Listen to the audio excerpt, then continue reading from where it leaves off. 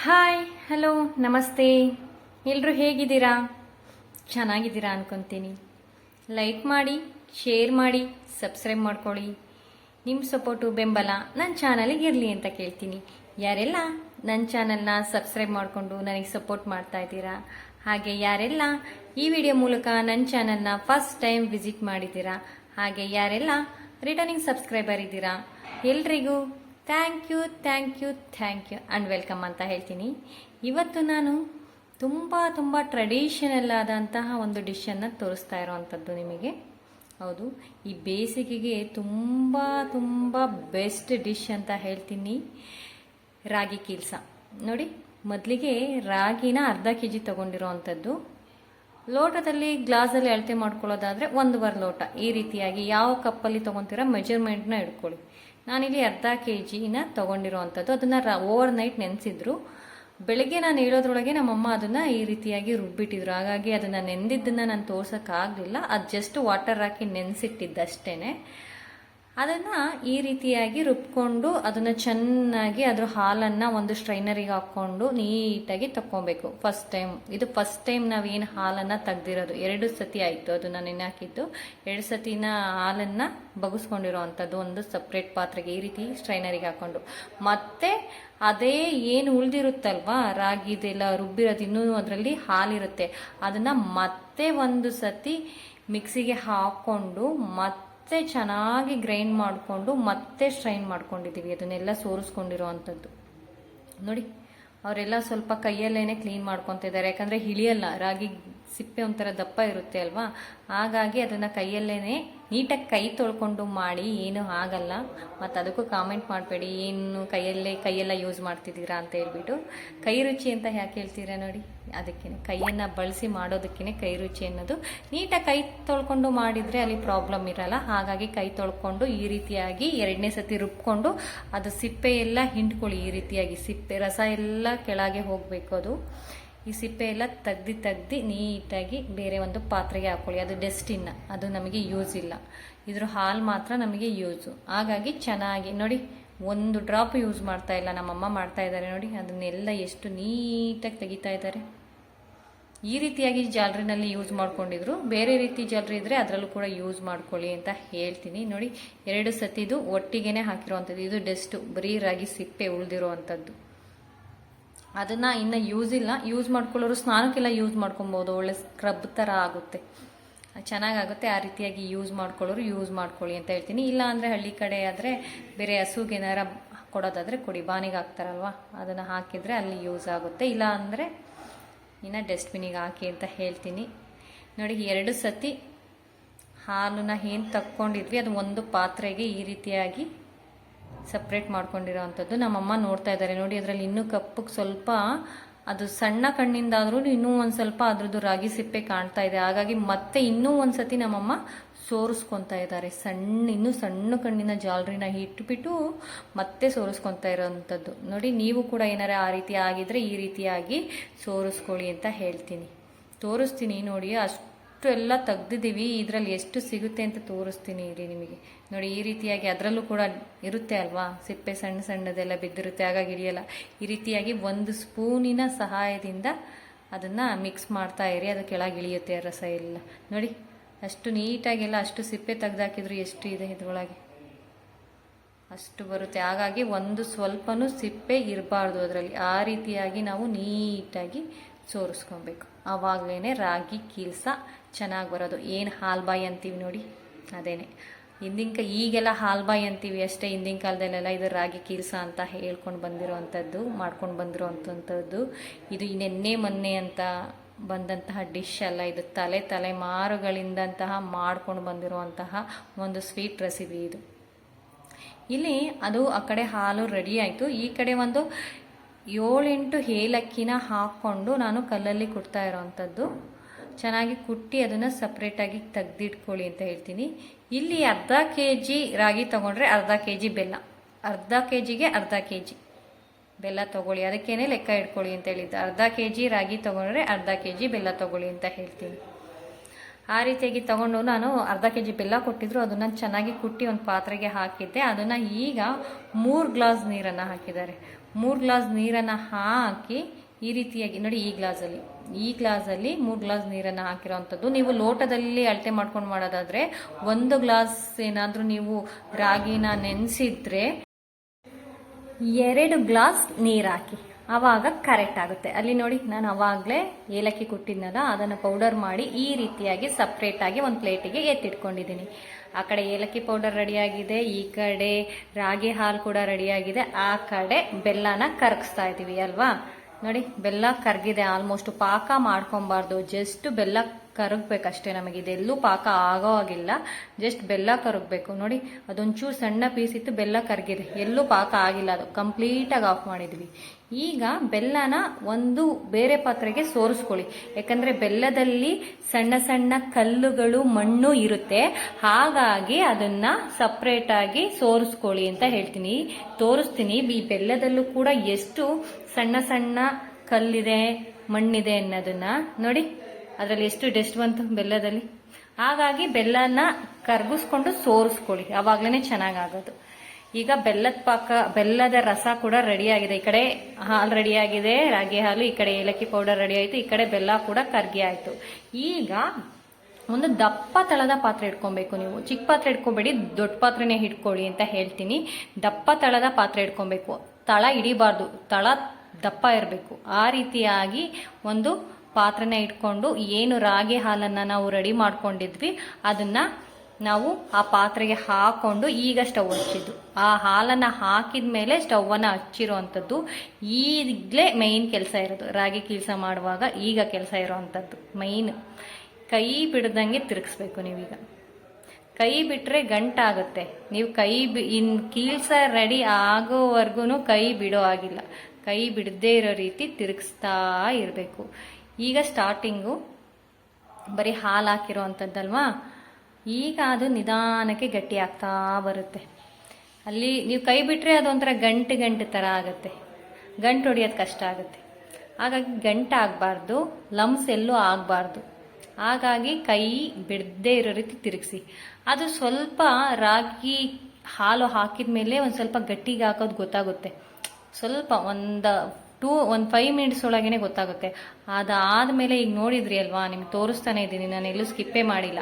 ಆ ಟೈಮಲ್ಲಿ ಈಗ ಏನು ಬೆಲ್ಲನ ನಾವು ಕರಗಿಸ್ಕೊಂಡು ಅದನ್ನು ಸಪ್ರೇಟಾಗಿ ಶೋಧಿಸ್ಕೊಂಡು ಇಟ್ಕೊಂಡಿದ್ವಲ್ಲ, ಅದನ್ನು ಸ್ವಲ್ಪನೇ ಹಾಕ್ಕೊತಾ ಇದ್ದಾರೆ ನಮ್ಮಮ್ಮ. ಆ್ಯಡ್ ಮಾಡಿಕೊಂಡು ತಿರುಗಿಸ್ಕೊತಾ ಇದ್ದಾರೆ. ನೋಡಿ, ಗಟ್ಟಿ ಆಗ್ತಾ ಬರ್ತಿದೆ. ಅವ್ರು ನೋಡಿ ಸ್ವಲ್ಪ ಒಂದು ಗ್ಲಾಸ್ ಇಟ್ಕೊಂಡು ಅದರಲ್ಲಿ ಹಾಕ್ಕೊಂಡು ಈಗ ಪೂರ್ತಿಯಾಗಿ ಹಾಕಿದ್ರು. ಅವರು ಪೂರ್ತಿಯಾಗಿ ಎಷ್ಟು ತಗೊಂಡಿದ್ರು ಅಷ್ಟು ಕೂಡ ಹಾಕಿ ತಿರುಗಿಸ್ತಾ ಬನ್ನಿ ನಿಧಾನವಾಗಿ. ಕಲರ್ ನೋಡಿ ಎಷ್ಟು ಚೆನ್ನಾಗಿದೆ, ಇನ್ನೂ ಕಲರ್ ಚೆನ್ನಾಗಿ ಬರುತ್ತೆ. ನೋಡಿ ಎಷ್ಟು ಮೈಲ್ಡಾಗಿ ಕಲರ್ ಎಷ್ಟು ಚೆನ್ನಾಗಿ ಅನ್ನಿಸ್ತಾ ಇದೆ. ಫ್ಲೇವರ್ ಅಂತೂ, ಆ ಅರೋಮವಂತೂ ನೀವು ಮಾಡುವಾಗ ಈಗಲೇ ಸ್ಟಾರ್ಟ್ ಆಗುತ್ತೆ. ಅದು ಸ್ಮೆಲ್ ಘಮ ಅಂತ. ಈ ಬೇಸಿಗೆಗೆ ತುಂಬಾ ಒಳ್ಳೆ ಡಿಶ್ಶು. ಅದಕ್ಕೆ ಹಿರಿಯರು ಯಾವ್ಯಾವ ಕಾಲದಲ್ಲಿ ಏನೇನು ತಿನ್ನಬೇಕು ಅಂತ ಮಾಡಿರೋ ಅಂಥದ್ದು. ಶಿವರಾತ್ರಿ ಹಬ್ಬಕ್ಕೆ ಸ್ಪೆಷಲು ಮಾಡೋದೇ ರಾಗಿ ಕೀಲ್ಸ. ಇವತ್ತು ಜಾಗರಣೆ ಮಾಡಿದ್ವಿ ಅಂದರೆ ನೆಕ್ಸ್ಟ್ ಡೇ ಮಾಡೋ ಅಂಥದ್ದು ನಮ್ಮ ಕಡೆ ಎಲ್ಲ ರಾಗಿ ಕೀಲ್ಸನೇ. ಯಾಕಂದರೆ ಬಿಸಿಲು ತುಂಬ ಇರುತ್ತೆ, ಆ ಟೈಮಿಗೆ ಕರೆಕ್ಟಾದ ಸ್ವೀಟು ಅಷ್ಟಿಲ್ದಲೇ ಹಿರಿಯರು ಮಾಡಿರೋಲ್ಲ. ಆ ಟೈಮಿಗೆ ಆ ಫುಡ್ಡು. ಅದನ್ನು ಏನಕ್ಕಪ್ಪ ಹಾಕ್ಕೊಂಡ್ರು ಅಂದರೆ ಬೆಂದಿದೆಯೋ ಇಲ್ವೋ ಅಂತ ಚೆಕ್ ಮಾಡೋಕ್ಕೆ ಹಾಕ್ಕೊಂಡಿದ್ದು. ಅವರು ಬೆಂದಿಲ್ಲ, ಹಾಗಾಗಿ ಮತ್ತು ಕೂಡ ತಿರುಗಿಸ್ತಾ ಇದ್ದಾರೆ. ನೋಡಿ, ಅವರಲ್ಲಿ ಚೆಕ್ ಮಾಡೋಕ್ಕೆ ಆ ಕಡೆ ಹೋದ್ರು ನಮ್ಮಮ್ಮ. ತಕ್ಷಣ ನಾನು ಕೈಯನ್ನು ಇಟ್ಕೊಂಡೆ. ಈಗ ನೋಡಿ ಮತ್ತೆ ಅವರು ನನ್ನ ಕೈಯಿಂದ ಇಸ್ಕೊಂಡ್ರು. ಹುಷಾರಾಗಿ ಮಾಡಬೇಕು. ನೋಡಿ, ಅಲ್ಲಿ ಲೋ ಫ್ಲೇಮ್ ಮಾಡಿದ್ರು, ಪಟ್ಟಂತ ಹಾರ್ಬಿಡುತ್ತೆ. ಈ ಟೈಮಲ್ಲಿ ಏನಾಗುತ್ತೆ ಅಂದರೆ ಕುದೀತಾ ಇರುತ್ತಲ್ವಾ, ಸಖತ್ತು ಅದು ಬೊಬ್ಬೆ ಬರೋ ರೀತಿ ಹಾರ್ಬಿಡುತ್ತೆ. ಹುಷಾರಾಗಿ ನೋಡಿ ಮಾಡಿ ಅಂತ ಹೇಳ್ತೀನಿ. ನಮ್ಮಮ್ಮ 1-2 ಸತಿ ಹಾರಿಸ್ಕೊಂಡ್ರು. ನನಗೂ ಹತ್ರದಿಂದ ಶೂಟ್ ಮಾಡೋಣ ಅಂತ ಹೋಗ್ಬಿಟ್ಟು ನಾನು ಕೂಡ ಒಂದ್ಸತಿ ಹಾರಿಸ್ಕೊಂಡೆ. ಉರಿಯುತ್ತೆ, ಹುಷಾರಾಗಿ ನೋಡ್ಕೊಂಡು ಮಾಡಿ ಅಂತ ಹೇಳ್ತೀನಿ. ಹಿಂದಿನ ಕಾಲದಲ್ಲೆಲ್ಲ ಒಲೆಯಲ್ಲಿ ಮಾಡ್ತಾ ಇರೋವಂಥದ್ದು ನಮ್ಮಮ್ಮ ಹೇಳ್ತಾ ಇದ್ರು. ಇದಕ್ಕೆ ಒಲೆ ಮೇಲೆ ಇಟ್ಟು ಚೆನ್ನಾಗಿ ಮಾಡಬೇಕು, ಅದೇ ಹೇಳ್ತಿದ್ರಂತೆ. ಒಲೆ ಮೇಲೆ ಇಡಬೇಕು, ಒಲೆ ಮೇಲೆ ಇಟ್ಟು ಮಾಡಬೇಕು, ಸೌದೆನೂ ಹಾಗೆ ಬೇಕು, ಇದನ್ನು ಬಿಡ್ದಂಗೆ ತಿರುಗಿಸ್ಬೇಕು ಇದಕ್ಕೆ ಅಂತ ಹೇಳ್ತಾ ಇದ್ರಂತೆ. ಅಂದರೆ ಬೆಂಕಿ ಜಾಸ್ತಿ ಬೇಕು ಅಂತ, ಸೌದೆ ಜಾಸ್ತಿ ಬೇಕು ಅಂದರೆ. ಆ ರೀತಿಯಾಗಿ ಟೈಮ್ ಮಾತ್ರ ತಗೊಳುತ್ತೆ. ಇದು ತುಂಬ ಟೈಮ್ ತಗೊಳುತ್ತೆ. ಬಟ್ ಅಷ್ಟೇ ಹೆಲ್ತಿ ಫುಡ್ಡು, ಆರ್ಗ್ಯಾನಿಕ್ ಫುಡ್ಡು ಮಕ್ಕಳಿಗೆ ತುಂಬಾ ಇಷ್ಟ ಆಗುತ್ತೆ. ಹೊರ್ಗಡೆಯಿಂದ ಆ ಹಲ್ವಾ ಈ ಹಲ್ವಾ ಎಲ್ಲ ತಗೊಬಂದು ಕೊಡ್ತೀವಿ. ಹಂಗಾಗಿ ಇದನ್ನು ಮನೆಯಲ್ಲೇ ಮಾಡಿ ಅಂತ ಹೇಳ್ತೀನಿ. ಇದ್ರ ಜೊತೆಗೆ ಒಂದು ಟಿಪ್ ಕೂಡ ಇದೆ ನಿಮಗೆ. ಆ ಏಲಕ್ಕಿನ ನಾನು ಪುಡಿ ಮಾಡ್ಕೊಂಡಲ್ಲ, ಅದ್ರ ಸಿಪ್ಪೆನ ನಾನು ವೇಸ್ಟ್ ಮಾಡಲಿಲ್ಲ. ಟೀ ಇಷ್ಟಪಡೋರು ಈ ರೀತಿಯಾಗಿ ಟೀ ಪೌಡರಿಗೆ ಆ ಏಲಕ್ಕಿ ಸಿಪ್ಪೆನ ಹಾಕಿ ಹಿಡಿ. ತುಂಬ ಚೆನ್ನಾಗಿ ಫ್ಲೇವರ್ ಬರುತ್ತೆ, ತುಂಬ ಚೆನ್ನಾಗಿರುತ್ತೆ ಟೀ ಮಾಡಿದಾಗ. ನೀವು ಏಲಕ್ಕಿ ಸಪ್ರೇಟಾಗಿ ಹಾಕಬೇಕು ಅಂತಲೇ ಏನಿಲ್ಲ.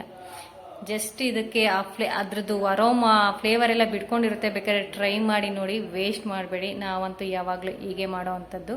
ಹಾಗಾಗಿ ಅದನ್ನು ಯೂಸ್ ಮಾಡ್ಕೊಳ್ಳಿ ಅಂತ ಹೇಳ್ತೀನಿ. ನೋಡಿ, ಈ ರೀತಿ ಮುಟ್ಟಿದ್ರೆ ಅದು ಕೈ ತಣ್ಣೀರು ಮಾಡಿಕೊಂಡು ಮುಟ್ಟಬೇಕು. ಮುಟ್ಟಿದ್ರೆ ಅಂಟಬಾರ್ದು, ಆವಾಗ ಬೆಂದಿದೆ ಅಂತ ಅರ್ಥ.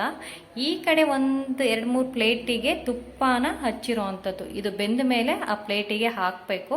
ಹಾಗಾಗಿ ತುಪ್ಪನ ಹಚ್ಕೊಳ್ಳಿ ಅಂತ ಹೇಳ್ತೀನಿ. ಇನ್ನೂ ಸ್ವಲ್ಪ ಬೇಯಬೇಕು. ನಾವು ಆವಾಗಲೇ ಮುಟ್ಟು ನೋಡಿದೆ ತಾನೆ, ಅದು ಇನ್ನೂ ಸ್ವಲ್ಪ ಬೇಯಬೇಕು. ಹಾಗಾಗಿ ಮತ್ತೆ ಕುಕ್ ಮಾಡ್ತಾ ಇದ್ದಾರೆ. ತುಂಬ ಜನ ಸಬ್ಸ್ಕ್ರೈಬ್ ಮಾಡ್ಕೊಂಡಲ್ಲೇ ನೋಡ್ತಾ ಇದ್ದೀರಾ. ಪ್ಲೀಸ್ ಸಬ್ಸ್ಕ್ರೈಬ್ ಮಾಡಿಕೊಂಡು ಸಪೋರ್ಟ್ ಮಾಡಿ ಅಂತ ಹೇಳ್ತೀನಿ. ನ್ಯೂ ಕಮ್ಮರಿಗೆ ನಿಮ್ಮ ಸಪೋರ್ಟ್ ಇರಲಿ. ನಿಮ್ಮದು ಒಂದು ಸಬ್ಸ್ಕ್ರೈಬರ್ ನಮಗೆ ತುಂಬಾ ಮೋಟಿವೇಶನ್ ಕೊಡುತ್ತೆ. ಹಾಗಾಗಿ ಆ ಮೋಟಿವೇಶನಲ್ಲಿ ಇನ್ನೂ ಚೆನ್ನಾಗಿ ಮಾಡಬೇಕು ಅಂತ ಅನಿಸುತ್ತೆ. ಪ್ಲೀಸ್ ಸಬ್ಸ್ಕ್ರೈಬ್ ಮಾಡಿಕೊಂಡು ಸಪೋರ್ಟ್ ಮಾಡಿ, ಹಾಗೆ ಲೈಕ್ ಮಾಡಿ ಅಂತ ಹೇಳ್ತೀನಿ. ನೋಡಿ, ಈಗ ಸಣ್ಣ ಮಾಡ್ಕೊಂಡಿದ್ದಾರೆ ಉರಿನ. ಈಗ ಮತ್ತೆ ಬೆಂದಿದೆಯೋ ಇಲ್ವೋ ಅಂತ ಚೆಕ್ ಮಾಡೋಕ್ಕೆ ಅವರು ಒಂದು ಪ್ಲೇಟಿಗೆ ಅದನ್ನು ಹಾಕಿದ್ದಾರೆ. ನೀರಿನ ಕೈ ಮಾಡಿಕೊಂಡು, ತಣ್ಣೀರು ಕೈಯಿಂದ ಮಾಡಿಕೊಂಡು ಅದನ್ನು ಮುಟ್ಟಬೇಕು. ಆವಾಗ ಅಂಟಲ್ಲ. ಅದು ಅಂಟು ಬರಲಿಲ್ಲ ಅಂದರೆ ಪರ್ಫೆಕ್ಟಾಗಿ ಬೆಂದಿದೆ ಅಂತ ಅರ್ಥ. ಅಂಟಿದ್ರೆ ಅದು ಬೆಂದಿಲ್ಲ ಅಂತ ಅರ್ಥ. ಹಾಗಾಗಿ 1-2-3 ಸತಿ ಚೆಕ್ ಮಾಡಿದ್ದಾರೆ ನಮ್ಮಮ್ಮ. ಅಂಟಬಾರ್ದು ಅಷ್ಟೇ. ಅದನ್ನು ತೋರಿಸ್ತೀನಿ ನೋಡಿ. ಈ ಅದ ಬರಬೇಕು. ಇನ್ನೂ ಏನಪ್ಪ ಇದು ಇಷ್ಟು ತೆಳ್ಳಗಿದೆ, ಇದು ಹಲ್ವಾ ಥರ ಬರುತ್ತಾ ಅಂತ ಯೋಚನೆ ಮಾಡಬೇಡಿ. ಅದಕ್ಕೇ ನಾನು ಅದು ಹೇಗಿದೆ ಅಂತ ತೋರಿಸ್ತಿದ್ದೀನಿ. ಅದಿಷ್ಟಿದ್ರೂ ಆರಿದ ಮೇಲೆ ಗಟ್ಟಿ ಬರುತ್ತೆ. ಹಾಗಾಗಿ ಅಷ್ಟಿದ್ರೆ ಸಾಕು. ಸ್ಟವನ್ನು ಆಫ್ ಮಾಡಿಕೊಂಡು ತಕ್ಷಣ ಕೆಳಗೆ ಇಟ್ಕೊಂಡಿದ್ದಾರೆ ನಮ್ಮಮ್ಮ. ಕೆಳಗೆ ಇಟ್ಕೊಂಡು ಅದು ತುಂಬ ಬಿಸಿ ಇತ್ತು ಅಂತ ಹೇಳ್ಬಿಟ್ಟು ಒಂದು ಸೌಟನ್ನು ತಗೊಂಡು ಸ್ವಲ್ಪನೇ ಹಾಕ್ತಾ ಇದ್ದಾರೆ. ಇಲ್ಲಾಂದರೆ ಬಗ್ಗಿಸ್ಬೋದಿತ್ತು, ತುಂಬಾ ಬಿಸಿ ಇತ್ತು. ಹಾಗಾಗಿ ಒಂದು ಸೌಟಿನ ಸಹಾಯದಿಂದ ಅದು ಏನು ತುಪ್ಪ ಹಚ್ಚಿಟ್ಟಿದ್ದೆ ಆ ಅರವಾಣಕ್ಕೆ ಹಾಕಿದ್ರು ಒಂದಕ್ಕೆ. ಈಗ ನೋಡಿ, ಇದನ್ನು ಎತ್ಬೋದು. ಈಗ ಒಂದು ಸ್ವಲ್ಪ ವೆಯ್ಟ್ ಕಮ್ಮಿ ಆಯ್ತಲ್ಲ, ಈಗ ಹಾಗೆ ಎತ್ತಿ ಸುರಿತಾ ಇರೋವಂಥದ್ದು ನಮ್ಮಮ್ಮ. ಈಗ ಇದು 2 ಅರವಾಣಕ್ಕೂ ಹಾಕಿದೀವಲ್ವ, ಇದು ಈಗ ತಣ್ಣಗಾಗಬೇಕು. ಕಂಪ್ಲೀಟಾಗಿ ಕೂಲ್ ಆಗಬೇಕು. ಅಲ್ಲಿವರೆಗೂ ಇದನ್ನು ಇನ್ನೂ ಟಚ್ ಮಾಡೋ ಹಾಗಿಲ್ಲ. ನೋಡಿ, ಯಾವಾಗಲೇ ನಾನು ಅದನ್ನು ಹಾಕಿದ್ರು ಅಲ್ವ, ಈ ರೀತಿ ನೋಡಿ, ನಾನು ನೀರಿನ ಕೈ ಮಾಡ್ಕೊಂಡು ಮುಟ್ತಾ ಇದ್ದೀನಿ. ಎಲ್ಲೂ ಅಂಟುತ್ತಾ ಇಲ್ಲ. ನೋಡಿ, ಎಲ್ಲ ಅಂಟಿದೆ. ಈ ರೀತಿಯಾಗಿ ಮುಟ್ಟಾಗ ಅಂಟಿಲ್ಲ ಅಂದರೆ ಅದು ಪರ್ಫೆಕ್ಟಾಗಿ ಬೆಂದಿದೆ ಅಂತ ಅರ್ಥ. ನೋಡಿ, ನಾನು ಅಮ್ಕ್ತಾ ಇದ್ದೀನಿ. ಎಲ್ಲಾರ ಅಂಟುತ್ತೇನೋ ಅಂತ ಹೇಳ್ಬಿಟ್ಟು ಪ್ರೆಸ್ ಮಾಡಿ ಟೆಸ್ಟ್ ಮಾಡ್ತಾ ಇರೋವಂಥದ್ದು. ತಟ್ಟುತ್ತಾ ಇದ್ದೀನಿ ನೋಡಿ ನಾನು. ಅದು ಎಲ್ಲೂ ಅಂಟ್ತಾ ಇಲ್ಲ. ನೋಡಿ, ಎಲ್ಲೂ ಇಲ್ಲ. ಕರೆಕ್ಟಾಗಿ ಈ ರೀತಿಯಾಗಿ ನೋಡ್ಕೊಳ್ಳಿ, ಬೆಂದಿದೆಯೋ ಇಲ್ವೋ ಅಂತೇಳ್ಬಿಟ್ಟು ಗೊತ್ತಾಗುತ್ತೆ. ಈ ಕಡೆ ಅರವಾಣಕ್ಕೆ ಹಾಕಿದ್ವಿ ಅಲ್ವಾ, ಈಗ ಇದ್ರ ಮೇಲೆ ಸ್ವಲ್ಪ ಗಸಗಸೆನ ಉದುರಿಸ್ಕೊಳ್ಳೋಣ. ಚೆನ್ನಾಗಿರುತ್ತೆ. ಇದು ಆಪ್ಷನಲ್ಲು. ಬೇಕಾದರೆ ಉದುರಿಸ್ಕೊಬೋದು, ಬೇಡ ಅಂದರೆ ಸ್ಕಿಪ್ ಮಾಡ್ಬೋದು. ಮತ್ತು ಕೊಬ್ಬರಿ ತುರಿ ಕೂಡ ಉದುರಿಸ್ತಾರೆ, ಚೆನ್ನಾಗಿರುತ್ತೆ. ನಾನು ಡೆಕೋರೇಟಾಗಿ ಕಾಣಲಿ ಅಂತ ಹೇಳ್ಬಿಟ್ಟು ಸ್ವಲ್ಪ ಗಸಗಸೆನ ಉದುರಿಸ್ಕೊತಾ ಇದ್ದೀನಿ. ಇದು ಕಂಪ್ಲೀಟಾಗಿ ಆಪ್ಷನಲ್ಲು. ಬೇಕಾದರೆ ಉದುರಿಸ್ಕೊಳ್ಳಿ, ಬೇಡ ಅಂದರೆ ಸ್ಕಿಪ್ ಮಾಡಿ ಅಂತ ಹೇಳ್ತೀನಿ. ನೋಡಿ, 2 ಅರವಾಣಕ್ಕೆ ನಾನೀಗ ಗಸಗಸೆನ ಉದುರಿಸಿರುವಂಥದ್ದು. ಎಷ್ಟು ಚೆನ್ನಾಗಿ ಕಾಣ್ತಾ ಇದೆ ನೋಡಿರಿ. ನ್ಯಾಚುರಲ್ ಕಲರು ತುಂಬ ಚೆನ್ನಾಗಿ ಕಾಣ್ತಾ ಇದೆ. ಟೇಸ್ಟ್ ವೈಸ್ ಕೂಡ ಅಷ್ಟೇ ಚೆನ್ನಾಗಿತ್ತು. ಆಗಲೇ ನೋಡಿದ್ರಿ ಅಲ್ವಾ, ಅದು ನಾನು ಮುಟ್ಟು ತೋರಿಸ್ತಾ ಅಲ್ವಾ. ನೋಡಿ, ಅದು ಹಾರಿದ್ರೆ ಇದು ಚಿಕ್ಕದಲ್ವಾ, ತುಂಬ ಸ್ವಲ್ಪ ಅಲ್ವಾ. ನೋಡಿ, ಅದೆಲ್ಲಿ ತಣ್ಣಗಾಗೋಗಿದೆ. ಯಾವ ರೀತಿ ಈಗ ಬಿಡಬೇಕು ಅದು ಪ್ಲೇಟನ್ನು. ಮತ್ತು ಇದಕ್ಕೆ ತುಪ್ಪನೂ ಹಾಕಿಲ್ಲ ಆ ಪ್ಲೇಟಿಗೆ. ಜಸ್ಟ್ ಹಂಗೆ ಹಾಕಿ ಟೆಸ್ಟ್ ಮಾಡೋಕ್ಕಲ್ವಾ, ಹಂಗೆ ಹಾಕಿದ್ದು. ಎಷ್ಟು ಚೆನ್ನಾಗಿ ಒಂಚೂರು ಅಂಟಿಲ್ದಂಗೆ ಆಗಿದೆ. ಇದು ಈಗ ಕಂಪ್ಲೀಟಾಗಿ ಕೂಲ್ ಆಗಬೇಕು. ಕೂಲ್ ಆಗೋವರೆಗೂ ಬಿಡಲೇಬೇಕು. ಇಲ್ಲಾಂದರೆ ಫ್ರಿಜ್ಜಲ್ಲಿ ಇಡೋರು ಇಡ್ಬೋದು. ಫ್ರಿಜ್ಜಲ್ಲಿ ಇಟ್ಟು ಕೂಡ ತಣ್ಣಗೆ ಮಾಡಿಕೊಂಡು ಆಮೇಲೆ ತೆಗ್ದು ಕಟ್ ಮಾಡ್ಬೋದು. ನಾವು ಓಪನಲ್ಲೇ ಕೂಲ್ ಆಗೋಕ್ಕೆ ಬಿಟ್ಟಿದ್ವಿ 1-2-3 ಅವರು.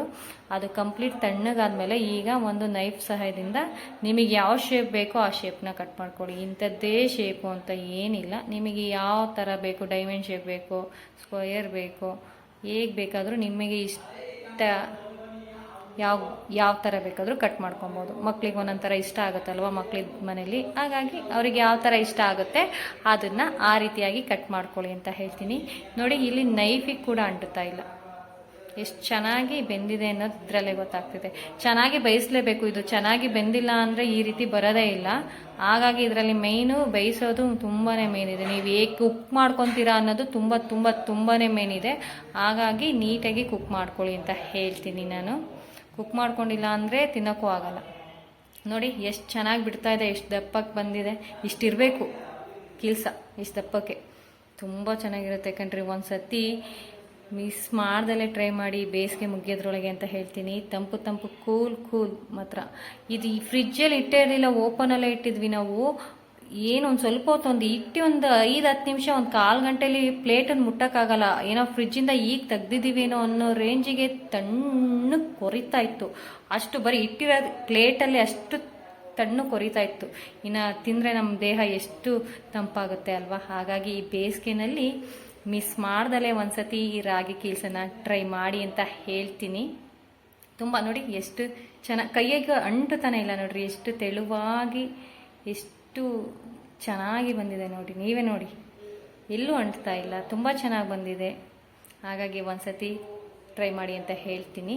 ಟೇಸ್ಟ್ ವೈಸ್ ಕೂಡ ತುಂಬಾ ಚೆನ್ನಾಗಿತ್ತು. ಹಾಗಾಗಿ ಈ ರೆಸಿಪಿ ಹೇಗೆ ಅನ್ನಿಸ್ತು ಅಂತ ಕೂಡ ಕಾಮೆಂಟ್ ಮಾಡಿ ಅಂತ ಹೇಳ್ತೀನಿ.